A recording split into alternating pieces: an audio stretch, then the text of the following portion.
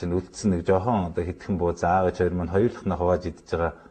Тэр цөөхөн буузаа бас өөрсдийнхөө хувийг идж байгаа мөртлөө бие биендээ нөгөө дутуу байгаа байхгүй хангалттай биш байгаа учраас нэгэндээ өгөх гээл нөгөөх нь бас авахгүй нөгөөдөө буцааж өгөх гээл ингээл дамжуулаад нэг удаа аав маань манай ээжид нэг хатуухан дөө үг хэлчих шиг болсон доо тэр хоёр ягаад ч биднээс болоод яахан үг зөргшгөл болсон гэсэн манай ээжийн нүднээс нэгээр нулимс бөмбөрөөл ганц л удаа би тэгж яхахыг харсан ерөөсөө манай аав ээж хоёр бол бие биендээ амар хайртай тийм хүмүүс байсан л да. Таны амьдралын гол зарчим чинь юу вэ?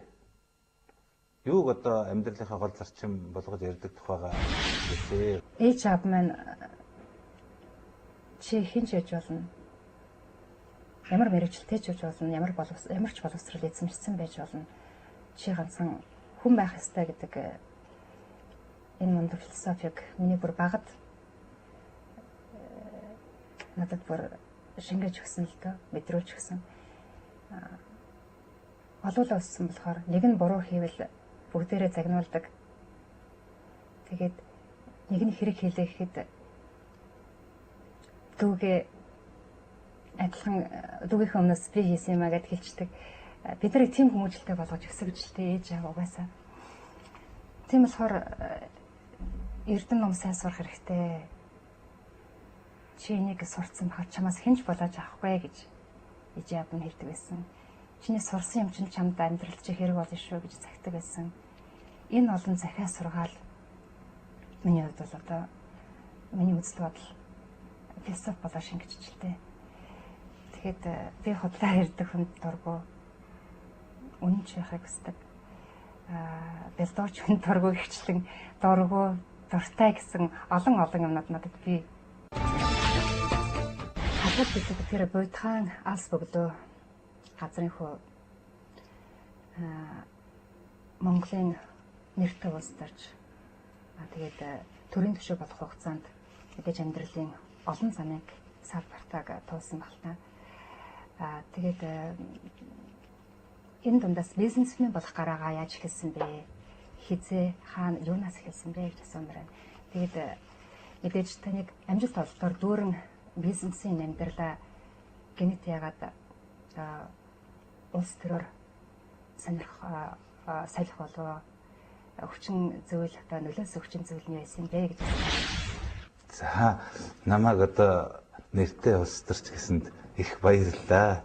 Би ер нь өөрөө нэлээд их сониуч зантай хүн юм байна. Анхан би 1984 оноос бизнес хийж эхэлсэн. Тэгээд Германы одоо хамгийн баян оюутан байлаа. 88 онд Лада одоо нөгөө нэг гэдэг машин ундаг байлаа. Тэгээд сургуулаа төгсөөд 1 жил хэртээ эмчээрээ ажилласан. Тухайн үедээ бас би докторийн ажил хүртэл эхлээд явж исэн. Тэгж явснаа ерөөсөө нэг л уйтгартай санагдсан надаа. Эмчийн ажил минь. Нэг л ингээл тогтмол цагтаа тэрэндээ очихгүй бол болохгүй. Өдөр ажилдаа явдаг, ажилласаа өдрийн дунд нэг завсралдаг, тэгээ ахаад ажилдаа явдаг. Тэгээ дараа нь жижүүр мэжүүрт гардаг энэ төр гээл те. Арайгэд нэг жил болсны дараа би ер нь за боёо энэ ер нь чиний яг цаашаа хийгээд явах юм биш вэ? Чи угаасаа ер нь бизнес сайн юм чинь. Тэгээд чамд өчнөө боломж байна те. Хөрөнгө мөнгө байна, танилтал байна, бизнес яаж хийх өчнөө одоо туршлага мэдлэг байна. Тэгээд энүүгээрээ явсан чинь дээр юм аа гэл. Ингээд би бизнес рүүгээ ороод явцсан л та. Тэгээ бизнес хийж явж байгаад 96 онд Монголд хурж ирээд за нөгөө арчил яллаа гэхээр Монголд ирсэн л та би. Тэгээ компаниас байгуулж яваад тэгээ Монгол улс яг эд ингээл тэр үед чинь хаашаач хөгжих гээд байгаа юм. Ер нь хүн болгоно л ингээл арилжааны аймаг бизнес улс төр бүх юм ингээд сонин соргог байсан үе л дээ. Тэгээ тэр үед намайг улс төрд орооч гээд хэд хэдэн одоо нутгийн хүмүүс найз нөхдүүд захиа өвчсөн л дээ. Эхлээд би тоохгүй л байсан. За гэл. Олон дахин ингээд захид махтлан бичээд ирэхээр нэрээ бас хүн сонирхтой юм лээ. Гэхдээ нэрээ улсын их хурлд нэр дэвшүүл яадаг юм бол гэж бодоод тэгээ 2000 оны 4 сард нөгөө нутагтаа очиод үгүй би одоо нэр дэвшүүл яах юм болтгийн юм уу яадаг юм адг ингээ ярьсан чинь хүмүүс ерөнхийдөө хүлээж авнаа болноо дэмжин гэсэн байр суурьтай хүмүүс олон дайралтсан.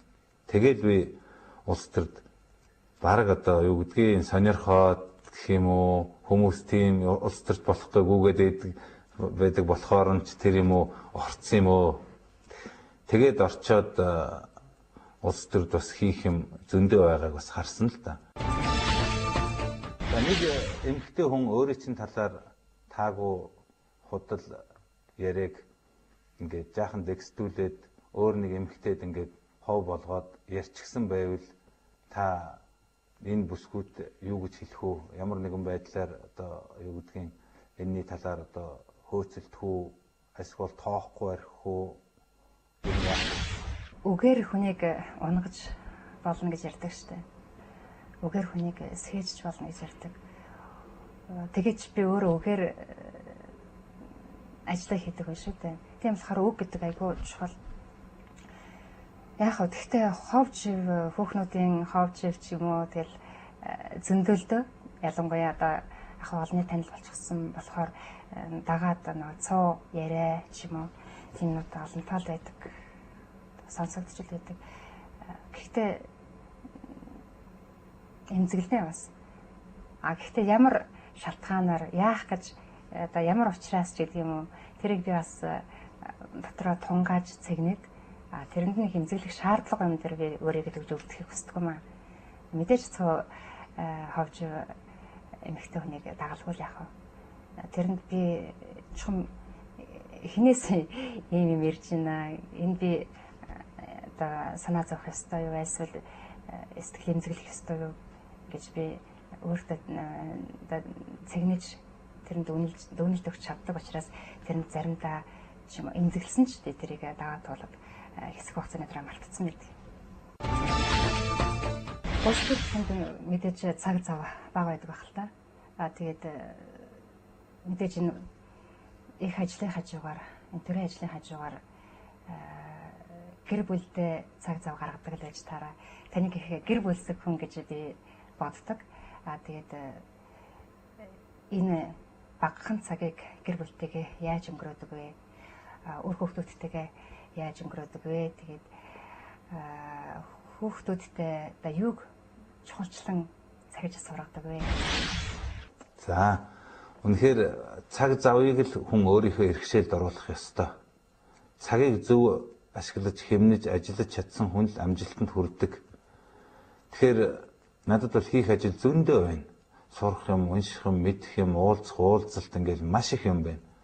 Тэгээ энэ болгонд үнэхээр цагаал зөв зохицуулахгүй юм бол миний бие дийлэхгүй. Тэгээд гэр бүлдээ маш их цаг гаргах ёстой. Би одоо ажиллаад хараад гэрлүүгээ бүр яарал очдөг. Нүдэндээ хүүхдүүдэд хараад нөгөө мө хүүхдүүд минь ялангуяа баг нь өдөр болгонд орой болохоор юу гэдгийг хаалга руу хараад хаалга дуурах нь уу яах нь аав маань ирэх нь үү гэж хаалганы хаваар эргэлдэж байгаа даа гэж нүдэнд бодогдоод тэгээд эднэрийг унтахаас өмнө очих юмсан гэл 9 цаг гэхэд манай хүүхдүүд унтдээ. Тэр нь хүүхдүүдийг эрт унтуулж явах хэвээр. Тэгээд 9 цагаас өмнө хүүхдүүдээ харчих санаатай маш их гэрлүүгээ ямар ч ажилтаа байсан яардаг. Тэгэхээр намайг гэртээ гүгээд ороод ирэхээр манай хүүхдүүдээс аав ирлээ гэж яг би багада аавыгаа одоо бас дүү нартайгаа ингээл аав ирлээ гэж гүйж чадлаа. Дээр нь бүгдээрээ өсрөөл гараад овооролдоод мөр зүрэн дээр нь гардаг шиг л манай хүүхдүүд над руу өстө ингээд сүмгнээл гүгээл ороод ирэн тэгэл би өстө зармын аваал ингээл өргөөл ингээл хувлаа гэж зармын одоо янз бүрийн одоо тоглодог тоглоомуд байна шүү дээ. Тэр нэрээр нь нэрлэлчихсэн.